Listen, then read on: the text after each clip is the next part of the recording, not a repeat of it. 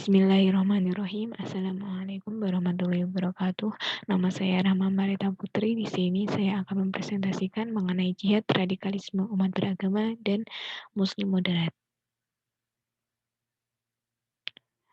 Kompetensi dasar pada mata kuliah kali ini adalah setelah mengikuti perkuliahan, mahasiswa diharapkan dapat memahami dan meyakini secara benar konsep jihad dan radikalisme agama, serta berperilaku sebagai Muslim moderat.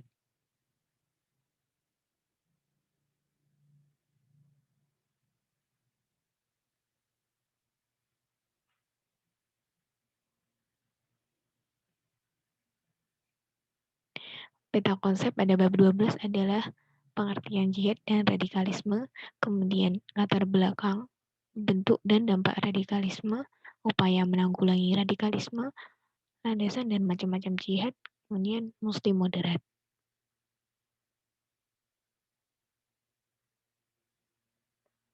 Pengertian jihad dan radikalisme. Pengertian jihad di sini dikatakan bahwa jihad adalah perjuangan yang dilakukan oleh individu muslim maupun kelompok Islam dalam menyiarkan agama Islam dan perjuangan-perjuangan lain yang lebih luas. Jihad berasal dari kata jahada yang artinya upaya sungguh-sungguh dan mempertahankan Islam dari serangan pihak lawan. Menurut Al-Munawwir, jihad berasal dari kata jahada yujahidu yang berarti mencurahkan segala kemampuan yang dimiliki. Sementara itu menurut Al-Raghib dalam Al-Bana, kata jihad adalah bentuk infinitif dari kata jahada yang artinya menggunakan atau mengeluarkan tenaga, daya, usaha, kekuatan untuk melakukan suatu objek yang tercela. Kemudian pengertian radikalisme, yaitu radikalisme adalah paham yang menginginkan pembaruan atau perubahan sosial dan politik secara drastis dengan menggunakan sikap yang ekstrim.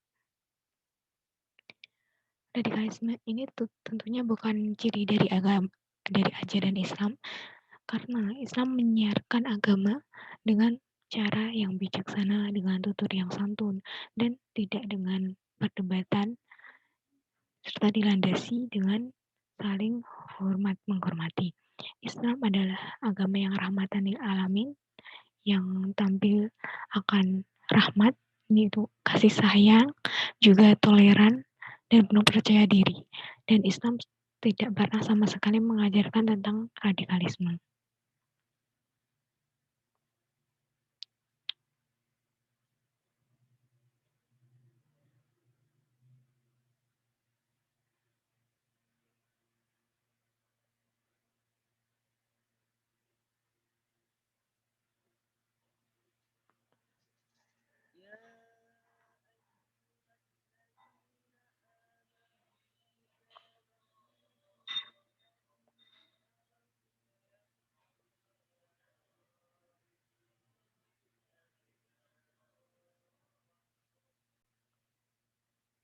Landasan jihad.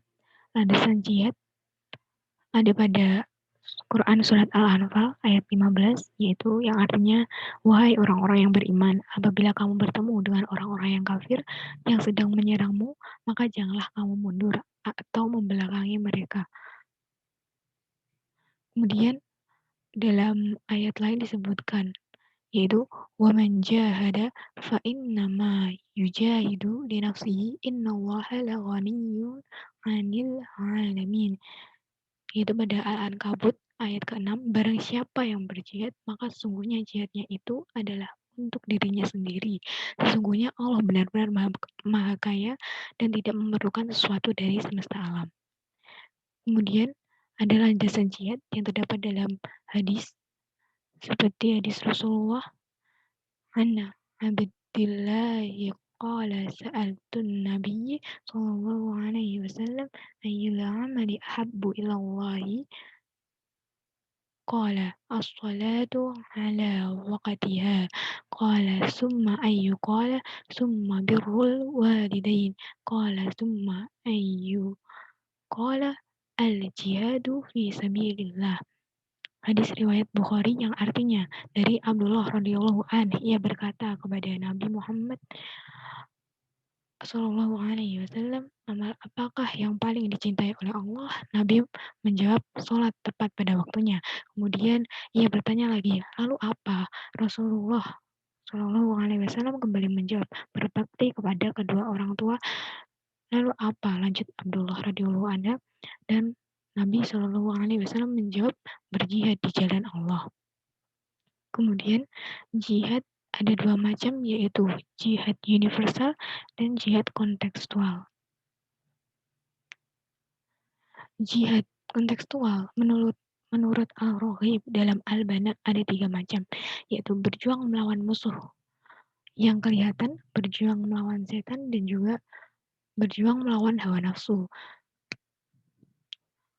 Kemudian pada era kontemporer atau modern, jihad secara kontekstual berarti jihad yang memerangi musuh secara nyata, jihad melawan setan, kemudian jihad mengendalikan diri sendiri.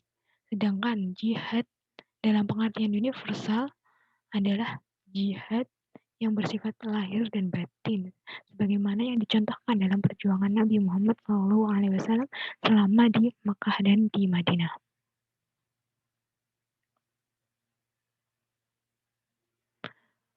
Kemudian latar belakang, bentuk, dan dampak radikalisme. Latar belakangnya, setidaknya ada dua faktor yang melatar belakangi radikalisme pada umat beragama, yaitu yang bersifat umum bahwa di lingkungan umat beragama apapun jenis agamanya, selalu terdapat kelompok yang fundamentalis, minoritas, militan, ekstrim, dan radikal. Ya, fundamentalis juga bisa berasal dari pemeluk agama yang memiliki politeisme, bukan hanya monoteisme saja. Kemudian latar belakang yang bersifat khusus, yaitu pengertian seseorang terhadap agama itu tidak tepat. Dia kurang memahami mengenai agamanya sendiri, sehingga terdapat penyimpangan dalam pengimplementasian ajaran agama. Kemudian agama digunakan sebagai pembenar tanpa mengakui eksistensi agama lain, merasa paling benar sendiri. Kemudian adanya penindasan, ketidakadilan, dan marginalisasi, sehingga melahirkan gerakan perlawanan dalam kelompok tersebut. Kemudian adanya tekanan sosial, ekonomi, dan politik. Selain itu ada lingkungan masyarakat yang tidak kondusif terkait dengan kemakmuran pemerintahan dan juga keadilan, sehingga para masyarakat di lingkungan tersebut cenderung untuk memberontak. Kemudian menolak modernitas dan lebih mengukuhkan peran formal agama. Lalu ada world view dari umat beragama yang berupaya memperjuangkan keyakinan yang mereka anggap benar dengan sikap-sikap emosional dan yang menjurus pada kekerasan. Dan yang terakhir ada kurangnya kesadaran bermasyarakat dan berbangsa secara pluralistik, sehingga menyebabkan hilangnya rasa toleran dan timbul fanatisme atas kebenaran agamanya sendiri. Selain itu, bentuk-bentuk dari radikalisme ada aksi teror, bom bunuh diri, saling menyerang, aksi kekerasan, intimidasi, perlawanan terhadap pemerintah, dan yang lainnya. Lalu apa dampak yang disebabkan dari radikalisme ini? Yaitu mengakibatkan terjadinya teror, kekerasan, bahkan menimbulkan peperangan secara horizontal dan vertikal. Lalu dari segi psikis, radikalisme itu juga menimbulkan ketakutan di masyarakat, ya. Jadi sehingga adanya rasa kurang saling percaya antara masyarakat dengan penguasa atau pemerintah. Lalu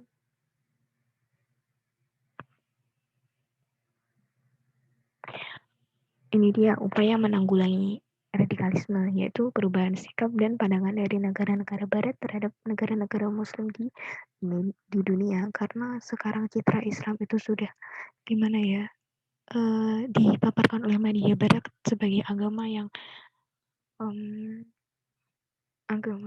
radikal, yang teroris seperti itu. Jadi kita sebagai muslim harus bisa menunjukkan kepada mereka bahwa Islam itu tidak seperti yang mereka bayangkan. Islam tidak seperti yang disebutkan, yang diberitakan oleh media-media. Lalu mengurangi dan menghapuskan kesenjangan sosial ekonomi, politik, pendidikan, dan kebudayaan di tingkat nasional, regional, maupun internasional. Lalu reorientasi pemahaman agama yang tekstual, rigid, dan sempit menjadi pemahaman yang kontekstual, fleksibel, dan terbuka.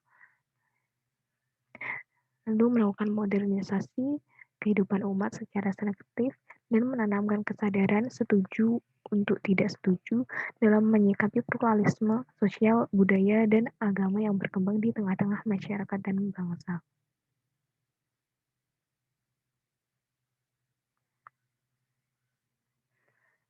Muslim moderat. Nah, Muslim di Indonesia pada dasarnya adalah moderat dan toleran karena latar belakang masuknya Islam ke Indonesia yang damai melalui pedagang Gujarat dan Arab. Meskipun ada beberapa teori lain selain teori dari pedagang Gujarat dan Arab, ya, maka selanjutnya pada saat itu penduduk Indonesia sudah memiliki keyakinan dan kepercayaan tertentu seperti Hindu, Buddha, animisme, dan dinamisme. Nih, Muslim kata moderat sendiri adalah sikap yang menghindari perilaku yang berlebih-lebihan atau ekstrim, dan moderat merupakan pandangan atau sikap seseorang yang cenderung ke arah pengambilan sikap dengan menggunakan jalan tengah.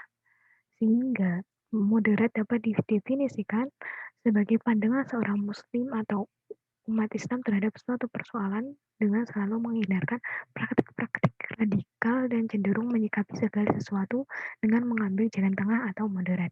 Nah, secara sosial dan budaya, Muslim Indonesia berbeda dengan Muslim di belahan dunia lain. Meski demikian, umat Indonesia, umat Islam di Indonesia tidak dapat dikatakan kurang kurang agamis atau kurang kental keislamannya dibanding dengan umat Islam di negara-negara lain. Nah, jadi kesimpulan dari materi kali ini adalah jihad radikalisme umat beragama dan muslim moderat adalah hal yang sedang dihadapi umat muslim saat ini. Yang harus kita lakukan adalah berjihad. Semampu kita berjihad tidak hanya uh, turun ke medan perang, tetapi jihad juga berarti menuntut ilmu juga termasuk jihad, ya kan? Lalu kita juga harus meninggalkan radikalisme, kita harus menuntut ilmu agama yang sesuai dengan Al-Quran dan Sunnah, jangan menyimpang, menghindari ajaran-ajaran yang tidak sesuai dengan Al-Quran dan Sunnah, sehingga kita bisa terhindar dari radikalisme. Dan juga kita harus berkumpul pada lingkungan orang-orang yang soleh, dan bukan lingkungan orang-orang yang sesat, menyesatkan. Kemudian, uh, kita juga harus menerapkan sikap moderat dalam kehidupan sehari-hari. Sekian penyampaian materi dari saya. Maaf apabila ada kekurangan. Jazakumullah khairan hasiran. Assalamualaikum warahmatullahi wabarakatuh.